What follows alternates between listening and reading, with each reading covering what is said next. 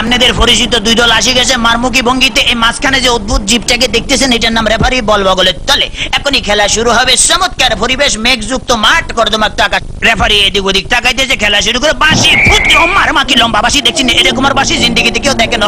খেলা শুরু হয়ে গেছে, রেফারি বল সাড়ে তো তারা ছাড়ছে, বল লই তারা ধুচ্ছে না, সামনে কোনো বল নেই, একজন আরেকজনের পিছিয়ে ধরতে আছে আর খালি লাত্তি মারতে আছে। কি সুন্দর শারীরিক ক্ষমতা দেখছেন, খালি কাটতে চিনতে পারে। রেফারি ফরম নিশ্চিন্তে সুইংগাম চাপাই দিয়েছে, লড়ে জরে না। এবার আবার বল বানায় সুইংগাম দিয়ে মারছে, বল সুইংগামের লগে আটকে গেছে, বল আর ছোটে না। এতে কি কাম করলাম, রেফারি মুখের ভিতরে বল মারি দিয়ে, এটা তো গোল পোস্ট না, তবু মারি যে বল ছুটে না, ছুটে গেছে বল, মারলো কই মারলো আল্লাহ মারলো, একজনে পাইছে। আমা আমা একই আলামত দেখছেন নি, বুড়ের লাগে সিঙ্গেম লাগছে, সিঙ্গেম লাগে বল লাগছে, তেমন বল ছড়ে দেয় না। কি করবো, তাৎক্ষণিক ভাবে ডিসিশনটা চিন্তা করলে যে দৌড়ে রেফারিকে দৌড়াচ্ছে, রেফারি দৌড়ে হেঁটে দৌড়ে, রেফারি দৌড়ে হেঁটে দৌড়ে, এই দৌড়াইতেছে আমা মামা মামা রেফারি কাছে হয়ে গেছে। কি মজা লাগলো, টেকে দিছি আমি, এবার উত্তেজিত হয়েছি তো, ডোন্ট মাইন্ড। এবারে খেলা আবার চরম গতিতে চলতে আছে, এরকমের খেলা কেউ দেয় না। বল কেমনে ফায়ার লগে ফিক্সড হয়ে গেছে, আর বেগুনে জাম করে উত্তর সিটটা কাটতে পারে না। এবারে দেখেন গুলির ব্যাং নৃত্য।